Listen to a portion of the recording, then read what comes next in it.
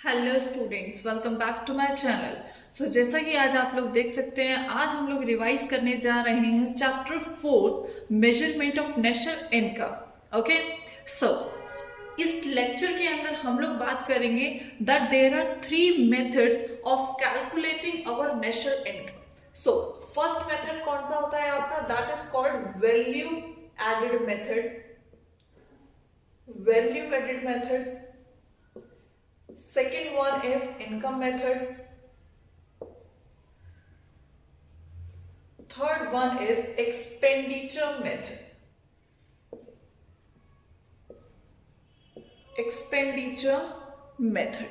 Now, आज मैं आपको ये तीनों के तीनों मेथड का एक शॉर्ट रिवीजन कराने वाली हूँ। तो सबसे पहले हम लोग बात करते हैं किसको लेकर? वैल्यू एडेड मेथड को लेकर। ओके, सो चलिए सब हेडिंग डालिए मेरे साथ। Value added method. Now, what is the formula of value added method while calculating the national income? So, यहाँ पर जो एग्रीगेट हमारा कैलकुलेट किया जाता है वैल्यू एडेड के अंदर, उसको बोला जाता है बेटा GVAMP. It means gross value added at market price. Okay, so इसका फॉर्मूला है आपका GVOMP minus intermediate consumption. Okay, so क्या फॉर्मूला है? GVOMP minus intermediate consumption. GVO का मतलब gross value of output at market price. Okay, now GVOMP क्या है? अब सो GVOMP को निकालने का एक फॉर्मूला है, that is called sales plus change in stock. क्या है? Sales plus change in stock. ना अब इस सेल्स के अंदर क्या क्या चीजें आती हैं? तो सेल्स के अंदर सबसे पहले like sales to household, okay, sales to government, sales to firms. इन तीनों को क्या बोला जाता है? आपका डोमेस्टिक सेल्स बोला जाता है। क्लियर? और लास्ट जो आपका सेल्स में कंसीडर करते हैं हम, वो होता है आपका क्या? एक्सपोर्ट्स। ओके, सो जब हमारे पास ये सारी चीजें होती हैं तो हम सबको कैलकुलेट करके क्या निकाल लेते हैं? सेल्स निकाल लेते हैं। Okay, now what is the formula of change in stock? तो चेंज इन स्टॉक का फॉर्मूला है आपका, that is closing stock minus opening stock. Okay, so एक बार दोबारा से रिवाइज करिए। GVAMP कैलकुलेट किया जाता है while we are calculating the value added method.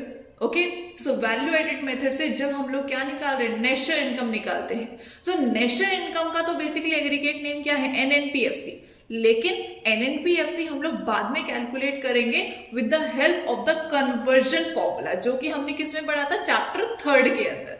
सबसे पहले जैसे ही क्वेश्चन में लिखा आ गया आपका कि calculate national income with value added method, तो वहां पर सबसे पहले आपको क्या फॉर्मूला लगाना है? GVAMP। Okay, equals to GVOMP minus intermediate consumption. सबसे पहले यहां पर जो मैंने आपको समझाया है that is your GVOMP। GVOMP क्या है? Gross value of output at market price. इसका क्या फॉर्मूला है? Sales plus change in stock. ठीक ना, सेल्स के अंदर क्या क्या चीजें आएंगी? Sales to household, sales to government, sales to firms, और इन तीनों को क्या बोला जाता है? Domestic sales. क्लियर? देन और क्या चीजें आती हैं सेल्स में? सेल्स में आते हैं हमारे exports. Okay, now what is the formula of change in stock? Change in stock का फॉर्मूला है closing stock minus opening stock.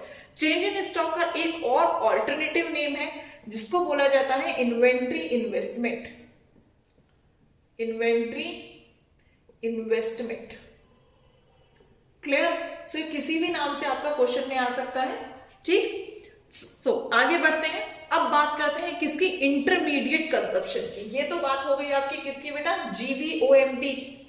ठीक, कि GVOMP हम लोग किस तरीके से कैलकुलेट कर रहे हैं। अब इंटरमीडिएट कंजप्शन क्या है? बेसिकली इंटरमीडिएट कंजप्शन, इंटरमीडिएट का मतलब मैंने आपको क्या बताया था? शुरुआत, ठीक, शुरुआती एक तरीके से जो हम लोग कंज्यूम कर रहे हैं। अब शुरुआती कंज्यूम क्या होता है? एक तरीके से रॉ मटेरियल्स। ओके, सो जितने भी परचेजेस हमारे किसके होती हैं? रॉ मटेरियल्स के होते हैं। जितने भी शुरुआती खर्चे हमारे किसको लेकर होते हैं? फर्म्स को लेकर होते हैं। वो सब किस में आएंगे? आपके इंटरमीडिएट कंजप्शन में आएंगे। बट इसमें क्या चीज नहीं आती? इसमें किसी भी कैपिटल गुड की परचेज हमारी कंसीडर नहीं की जाती है। Is that okay?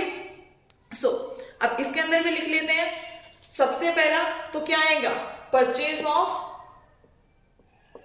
Of raw materials, ठीक, और purchase from households,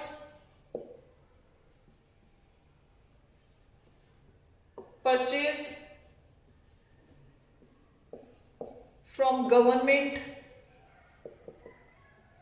purchase from firms, and the last imports. जितने भी हमारे इंपोर्ट्स होते हैं वो भी किस में आते हैं? आपके इंटरमीडिएट कंजप्शन के अंदर आते हैं। लेकिन अगर क्वेश्चन में स्पेसिफिकली लिख रखा है कि इंपोर्ट्स किसका?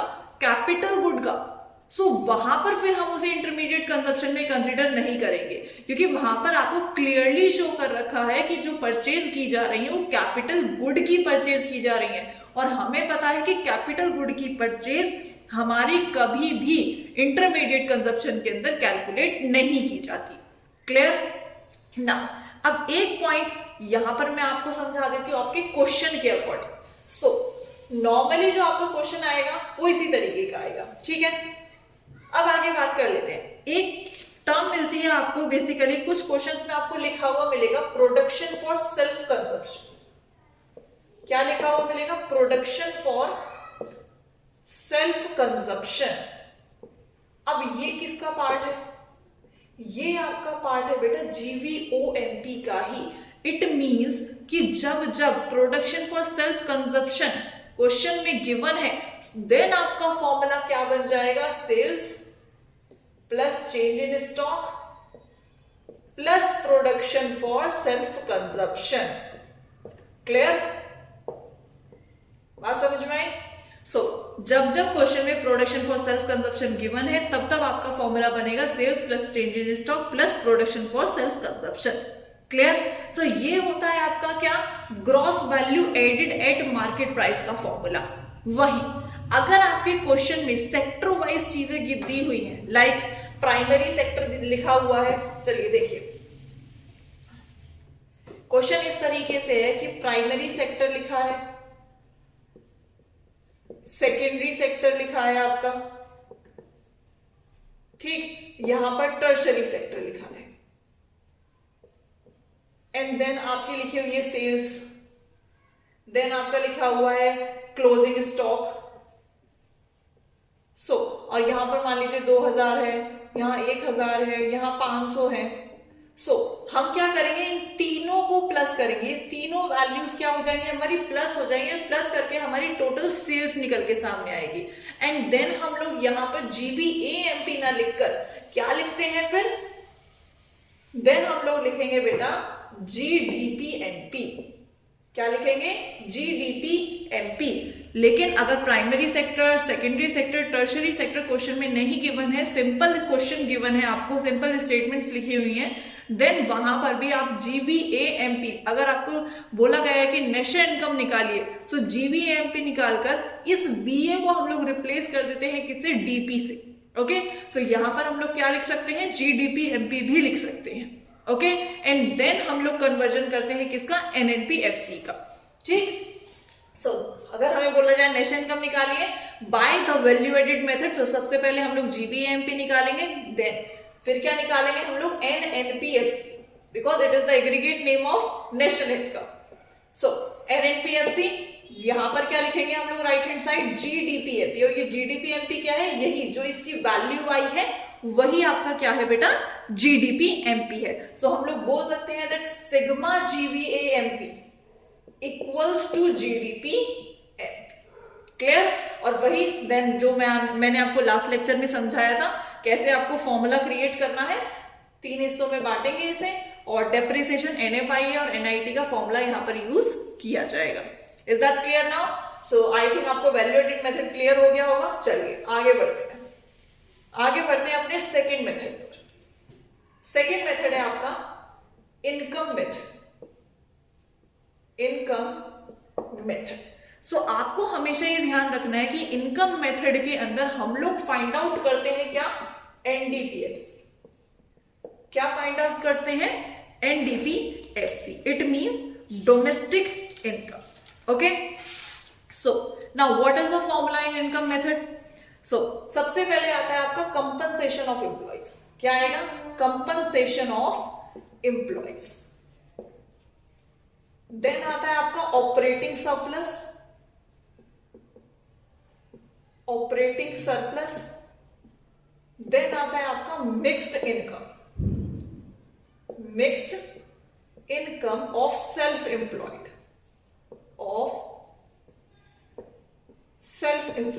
ठीक।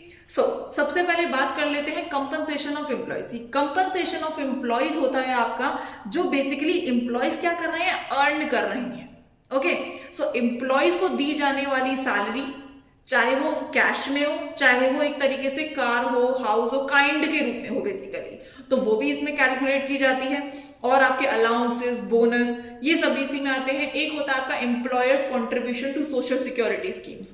Basically employers contribution to social security schemes का मतलब है कि एम्प्लॉयर एक एम्प्लॉय के बिहाफ पर किसी स्कीम में उसके लिए क्या कर रहा है, लाइक सैलरी में से कुछ हिस्सा डाल रहा है वहां पर, ताकि जब वो रिटायरमेंट लेकर जाए तो उसको सारा का सारा पैसा एक साथ दे दिया जाए। क्लियर? सो एक तरीके से वो भी क्या है, वो भी एम्प्लॉय ने कमाया ही है। सो वो पैसा जो एम्प्लॉयर उसके लिए जमा कर रहा है किसी स्कीम में, वो भी किस में आएगा? कंपनसेशन ऑफ एम्प्लॉयज के अंदर आएगा।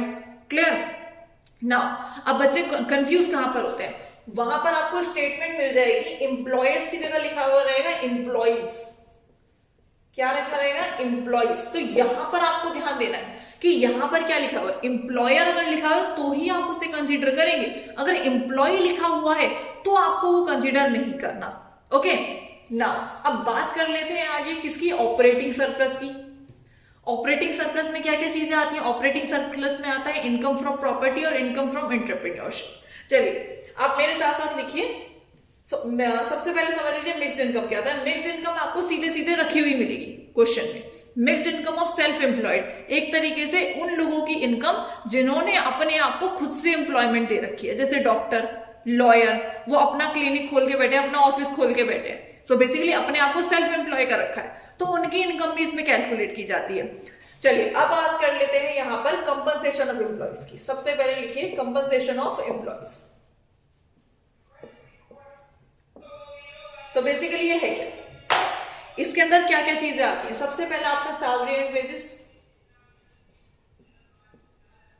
अब वो कैश में हो या आपका काइंड में, दोनों चीजें। काइंड जैसे कार दे दिया, ठीक, कार दे दी, हाउस दे दिया, तो वो सब भी क्या होता है? एक तरीके से सैलरी की फॉर्म होती है, वो भी अर्न नहीं कर रहा है एम्प्लॉय।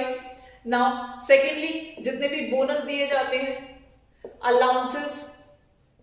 ओके, नेक्स्ट क्या आता है? ये इंपॉर्टेंट है, that is employers contribution. Employers contribution to social security schemes. यहां पर आपको ध्यान देना है कि अगर यहां पर एम्प्लॉयर लिखा हुआ है ना, तभी आपको अपने क्वेश्चन के अंदर उसे कैलकुलेट करना है। अदरवाइज यहां पर एग्जामिनर कंफ्यूज करने के लिए आपको क्या लिख के देगा? एम्प्लॉइज, कि एम्प्लॉयर्स ने कंट्रीब्यूशन किया है सोशल सिक्योरिटी स्कीम्स में, ठीक है। सो वो आपको कंसीडर नहीं करता है while calculating the income method. Okay, now अब बात कर लेते हैं किसकी? Operating surplus. चलिए लिखिए मेरे साथ ऑपरेटिंग सरप्लस। Operating surplus. सो ऑपरेटिंग सरप्लस के अंदर दो चीजें आती हैं, income from property, income from property, और दूसरा होता है आपका income from entrepreneurship, income from entrepreneurship. एक तरीके से वो इनकम जो कहां से कमाई गई है, प्रॉपर्टी से कमाई गई है, और दूसरी जो एक एंटरप्रेन्योरशिप के थ्रू कमाई गई है। क्लियर? अब इनकम फ्रॉम प्रॉपर्टी के अंदर तीन चीजें आती हैं। सबसे पहला है रेंट, दूसरा है रॉयल्टी, और तीसरा है आपका इंटरेस्ट। क्लियर? ये तीनों चीजें आती हैं किसमें, इनकम फ्रॉम प्रॉपर्टी में। अब बात कर लेते हैं इनकम फ्रॉम एंटरप्रेन्योरशिप की। इनकम फ्रॉम एंटरप्रेन्योरशिप, एंटरप्रेन्योर क्या कमाता है? कमाता है वो क्या, प्रॉफिट। ना प्रॉफिट तीन तरीके का है। अब सबसे पहला क्या है, सबसे पहला आता है आपका कॉर्पोरेट टैक्स। क्या आ जाता है आपका, कॉर्पोरेट टैक्स। देन आ जाता है आपका डिविडेंड, और देन आ जाता है आपका रिटेन्ड अर्निंग्स। क्लियर? अब देखिए यहां पर सबसे पहले हम लोगों ने बात करी किसकी, ऑपरेटिंग सरप्लस की। ऑपरेटिंग सरप्लस के अंदर दो चीजें आती है, सबसे पहला इनकम फ्रॉम प्रॉपर्टी, दूसरा है इनकम फ्रॉम एंटरप्रेन्योरशिप। वो इनकम जो प्रॉपर्टी पर कमाई जा रही है, कौन कौन सी, रेंट, रॉयल्टी, इंटरेस्ट। वो इनकम जो एंटरप्रेन्योरशिप अर्न कर रहा है, तो एंटरप्रेन्योरशिप क्या अर्न करता है, प्रॉफिट्स अर्न करता है। ठीक, प्रॉफिट तीन तरीके के आते हैं, सबसे पहला कॉर्पोरेट टैक्स, दूसरा डिविडेंड, तीसरा आपका retained earnings. Is that clear? चलिए, ये तो बात हो गई किसकी, ऑपरेटिंग सरप्लस की। अब इसके बाद बेसिकली क्वेश्चन क्या पूछेगा आपसे, अब यहां पे तो आपको क्या बोल दिया, एनडीपीएफ निकालने को, लेकिन क्वेश्चन पूछ रहा है आपसे calculating national income by the income method. Same वही जो हमने चैप्टर 3 में सीखा था कि अब क्या करेंगे, कन्वर्जन करेंगे, इसको कन्वर्ट कर देंगे किसमें, एनएनपीएफसी में, by the using the conversion formulas. कौन कौन से, डेप्रिसिएशन, एनएफआईए और एनआईटी। क्लियर? चलिए अब बात कर लेते हैं हम लोग इसके लास्ट मेथड की, जो है आपका एक्सपेंडिचर मेथड। क्या है बेटा, एक्सपेंडिचर मेथड। चलिए लिखिए मेरे साथ, एक्सपेंडिचर मेथड। एक्सपेंडिचर मेथड में हम लोग क्या कैलकुलेट करते हैं, हम लोग कैलकुलेट करते हैं इसमें क्या, जीडीपीएमपी। क्या कैलकुलेट करते हैं, जीडीपीएमपी। अब इसका फॉर्मूला क्या है, PFCE plus GFCE plus GDCF plus net exports. ठीक, अब ये पीएफसी, जीएफसी, जीडीसीएफ है क्या, पीएफसी का मतलब है private final consumption expenditure. Okay, government final consumption expenditure, gross domestic capital formation. इसको समझिए, सबसे पहले वो खर्चे जो किसने करे हैं, एक तरीके से हम लोगों ने करे हैं, हाउस होल्ड्स ने किए हैं। ठीक, प्राइवेट फाइनल कंजप्शन एक्सपेंडिचर, जिसको हम लोग हाउस होल्ड कंजप्शन एक्सपेंडिचर भी बोल देते हैं। Is that clear? ये आपको सीधे सीधे क्वेश्चन में वैल्यू रखी हुई मिलेगी। ठीक, या फिर एग्जामिनर को अगर आपको कंफ्यूज करना हुआ तो वो क्या लिख के दे देगा आपको, एक तरफ लिख देगा पर्सनल इनकम और लिख देगा पर्सनल सेविंग्स। आप लोग क्या फॉर्मूला यूज करेंगे, personal income minus personal savings, क्या निकल आएंगी, प्राइवेट फाइनल कंजप्शन एक्सपेंडिचर निकल आएंगे आपके। Is that clear? Now second है गवर्नमेंट फाइनल कंजप्शन एक्सपेंडिचर। अब ये कौन से खर्चे हैं, ये वो खर्चे हैं जो सरकार करती है, किसके लिए, अपनी पब्लिक के लिए। ठीक, जो सरकार किस पे खर्च कर रही है, गुड्स एंड सर्विसेज पर खर्च कर रही है। Clear point? ये जो दो चीजें हैं, पीएफसीई और जीएफसीई, ये दोनों आपको क्वेश्चन में मोस्टली टाइम्स क्या मिलेंगे बेटा, रखे हुए मिलेंगे इन्हीं नामों के साथ। क्लियर है? वही बात कर लेते हैं नेट एक्सपोर्ट की, इसको अभी समझेंगे थोड़ी देर में। सबसे पहले नेट एक्सपोर्ट की बात कर लेते हैं। नेट एक्सपोर्ट निकलता है आपका एक्सपोर्ट माइनस इंपोर्ट। एक्सपोर्ट का साइन क्या है एक्स और इंपोर्ट का साइन क्या है बेटा एम। ठीक, इसको क्या बोलते हैं एक्सपोर्ट बोलते हैं, एक्सपोर्ट्स, और इसको क्या बोलते हैं इंपोर्ट्स। सो जितने हमारे एक्सपोर्ट्स हुए उसमें से हम लोग क्या निकाल देंगे, जितने भी हमारे इंपोर्ट्स हुए। सो हमारी क्या निकल आएगी, नेट एक्सपोर्ट्स निकल आएंगे हमारे। Is that clear. अब कभी कभी क्वेश्चन आपको नेट एक्सपोर्ट्स की जगह लिख के दे देगा नेट इंपोर्ट्स। सो कुछ नहीं करना, बस यहां पर नेट एक्सपोर्ट्स प्लस हो रहा है ना, नेट इंपोर्ट्स क्या हो जाएंगे यहां पर माइनस हो जाएंगे। क्लियर। चलिए ये तो कहानी हो गई इन बाकी तीनों की। अब ये जो जीडीसीएफ बचा है इसकी कहानी सुन लेते हैं। सो एक्सपेंडिचर मेथड के अंदर सिर्फ ये जीडीसीएफ ही आपको थोड़ा सा कंफ्यूज कर सकता है, लेकिन अगर आपने एक बार में इसको ध्यान से समझ लिया तो चीजें बिल्कुल क्लियर हैं। जीडीसीएफ की सबसे पहले full form gross domestic capital formation. इसके दो नाम और होते हैं आपके, एक होता है आपका इन्वेस्टमेंट एक्सपेंडिचर और एक होता है आपका ग्रॉस इन्वेस्टमेंट। क्या होता है, ग्रॉस इन्वेस्टमेंट। क्लियर। सो ये दो नाम से और आ सकता है, सबसे पहला इन्वेस्टमेंट एक्सपेंडिचर और एक ग्रॉस इन्वेस्टमेंट। चलिए अब इसका फॉर्मूला देखते हैं। सो जीडीसीएफ का जो फॉर्मूला है वो क्या है, gross investment, sorry fixed investment. क्या फॉर्मूला है, फिक्स्ड इन्वेस्टमेंट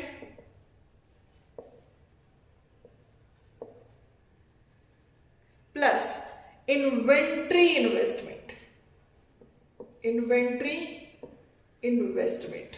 ओके, ये इन्वेंट्री इन्वेस्टमेंट का अभी जस्ट लास्ट मेथड में मैंने आपको एक ऑल्टरनेटिव नेम बताया था, क्या था, that was change in stock. क्या था वो, change in stock. So change in stock का फॉर्मूला क्या था, closing stock minus opening stock. Clear. चलिए now what is fixed investment. इसका एक और ऑल्टरनेटिव नाम है, वो क्या है, gross domestic fixed capital formation. ठीक है। सो सबसे ज्यादा जो आपका एग्जाम में नाम लिखा हुआ आने वाला है ना, वो ये आएगा, क्या, gross domestic fixed capital formation. अब इसको देखिए जरा, ये क्या है, जीडीसीएफ, और इसकी शॉर्ट फॉर्म निकालिए जरा, जीडीएफसीएफ। ठीक, जीडीएफसीएफ। ओके, एक्स्ट्रा क्या है भाई, यहां पर जीडीसीएफ है, ग्रॉस डोमेस्टिक कैपिटल फॉर्मेशन, यहां gross domestic fixed capital formation. तो एक्स्ट्रा क्या है, एक्स्ट्रा है ये फिक्स्ड। क्या है एक्स्ट्रा, ये फिक्स्ड एक्स्ट्रा है। इस फिक्स्ड को हटाने के लिए हम क्या ऐड कर रहे हैं, इसमें चेंज इन स्टॉक ऐड कर रहे हैं, और we can say inventory investment add on कर रहे हैं, जिससे क्या हो रहा है, ये फिक्स्ड हट रहा है। क्लियर, कहानी समझ में आई कि gross domestic fixed capital formation में सिर्फ और सिर्फ एक्स्ट्रा क्या लिखा हुआ है, ये फिक्स्ड लिखा हुआ है। ठीक है, आपको इस फिक्स्ड पे ध्यान देना है। सो इस फिक्स्ड को हटाएंगे कैसे, चेंज इन स्टॉक को इसमें ऐड करके। क्लियर। चलिए अब आपको क्वेश्चन में दो नाम रखे हुए मिल सकते हैं, वो नाम क्या है, उससे पहले इसके भी कुछ 3 टाइप्स हैं, वो भी देख लीजिए अगर एग्जाम में आ जाते हैं। सो इसके 3 टाइप्स कौन कौन से हैं। सबसे पहला आपका बिजनेस इन्वेस्टमेंट, बिजनेस इन्वेस्टमेंट। दूसरा है आपका रेजिडेंशियल इन्वेस्टमेंट, रेजिडेंशियल इन्वेस्टमेंट। और तीसरा है आपका बेटा पब्लिक इन्वेस्टमेंट, पब्लिक इन्वेस्टमेंट। इन तीनों को प्लस करके क्या निकलता है, जीडीएफसीएफ निकलता है। Clear, business investment plus residential investment plus public investment, इन तीनों को जब हम ऐड करते हैं तो हमारे पास क्या आता है, आपका gross domestic fixed capital formation, और we can say fixed investment हमारी आ जाती है। देन इस फिक्स्ड को हटाते हैं किससे, चेंज इन स्टॉक को ऐड करके, और हमारे पास क्या आ जाता है, जीडीसीएफ आ जाता है। क्लियर ना। अब क्वेश्चन के पॉइंट ऑफ व्यू से 2 चीजें समझ के चलिएगा। जीडीसीएफ के रिगार्डिंग है आपकी, क्वेश्चन में लिखा आ सकता है आपका नेट डोमेस्टिक कैपिटल फॉर्मेशन। क्या आएगा? Net domestic capital formation. ठीक। अब हमें क्या चाहिए? हमें चाहिए जीडीसीएफ। इन्होंने क्या दे रखा है? एनडीसीएफ। ठीक, क्या दे रखा है? एनडीसीएफ। हमें क्या चाहिए? जीडीसीएफ। सो फालतू चीज क्या लिखे हुए? नेट, है ना। इस नेट को अगर मैं ग्रॉस बना दूं सब सही हो जाएगा। ठीक है। सो कन्वर्जन का एक फॉर्मूला सिखाया था मैंने आपको, याद है किसी को? डेप्रिसिएशन, इसमें क्या हो रहा था? ग्रॉस माइनस नेट था। अब यहां पर नेट का फॉर्मूला क्या बनता है? नेट यहां आ जाता था, ग्रॉस माइनस डेप हो जाता है। क्लियर? सो बेसिकली यहां पर नेट का फॉर्मूला क्या बना? ग्रॉस माइनस डेप। लेकिन हमें किसका चाहिए? हमें चाहिए बेटा ग्रॉस का फॉर्मूला। सो देखिए ग्रॉस का फॉर्मूला किस तरीके से बनेगा? ग्रॉस यही रहेगा, डेप्रिसिएशन प्लस नेट, या फिर नेट प्लस डेप्रिसिएशन भी हम लोग बोल सकते हैं। सो हमें फॉर्मूला चाहिए किसका? जीडीसीएफ का। इट मींस नेट को मुझे क्या बनाना है? ग्रॉस बनाना है। सो ग्रॉस का फॉर्मूला मैं यहां पर लगाऊंगी। तो ग्रॉस का फॉर्मूला क्या है? Net plus depreciation. तो अगर मैं इसमें आगे क्या ऐड ऑन कर देती हूं? डेप्रिसिएशन ऐड कर देती हूं, तो मुझे क्या मिल जाएगा? जीडीसीएफ मिल जाएगा। क्लियर? नाउ सेकेंड थिंग, दूसरी जो चीज आपको लिखी मिल सकती है आपके क्वेश्चन में, वो लिखा मिल सकता है आपको net domestic fixed capital formation. अब यहां पर मुझे अपने क्वेश्चन में क्या चाहिए? अपने फॉर्मूले के अकॉर्डिंग मुझे जीडीसीएफ चाहिए भाई, लेकिन ये तो जीडीसीएफ नहीं है। सो जीडीसीएफ का फॉर्मूला क्या बनता है फिर? भाई यहां क्या लिखा हुआ है? नेट, एक्स्ट्रा क्या लिखा हुआ है? और फिक्स्ड। बाकी सारा तो सेम है, डोमेस्टिक कैपिटल फॉर्मेशन। भाई इस नेट की जगह ग्रॉस हो जाए और ये फिक्स्ड हमारा हट जाए, तो सारी चीजें सही हो जाएंगी। ठीक, इसको दोबारा लिख लेते हैं, फिक्स्ड। सो ये क्या है? फालतू है यहां पे। नेट को ग्रॉस बनाने के लिए अभी भी क्या किया था? प्लस डेप्रिसिएशन किया था, नहीं किया था? ग्रॉस का फॉर्मूला क्या होता है? Net plus depreciation. वही सेम चीज करेंगे और नेट को ग्रॉस बनाने के लिए क्या करेंगे आगे? Plus depreciation. और थोड़ा सा ऊपर अगर हम लोग जाते हैं, सो इस फिक्स्ड को हटाने के लिए मैं क्या ऐड कर रही थी? चेंज इन स्टॉक ऐड कर रही थी। सो इस फिक्स्ड को हटाने के लिए अब भी मुझे क्या ऐड करना पड़ेगा? चेंज इन स्टॉक ऐड करना पड़ेगा। सो यहां क्या कर देंगे? चेंज इन स्टॉक को हम लोग ऐड कर देंगे, तो हमारे पास क्या आ जाएगा? जीडीसीएफ आ जाएगा। Is that clear now? So यहां तक खत्म होते हैं आपके methods of calculating national income. Okay, so ये काफी इंपॉर्टेंट है आपके न्यूमेरिकल के पॉइंट ऑफ व्यू से। ठीक बेटा? So that's it for this video and revising your topic day by day. Okay, so मिलते हैं नेक्स्ट वीडियो में। एंड अगर आपको मेरी वीडियोस पसंद आ रही हैं तो इसे रिकमेंड करिए अपने फ्रेंड्स के साथ, शेयर करिए ज़्यादा से ज़्यादा। ठीक, सब्सक्राइब करिए मेरे चैनल को, ताकि आपको रेगुलर मेरी वीडियोस टाइम टू टाइम मिलती चली जाए और आपका रिवीजन में कोई कमी ना रह जाए। And all the best for your board exams also. अपनी तैयारी बहुत अच्छे से रखिएगा। ओके, सो मिलते हैं नेक्स्ट वीडियो में। बाय।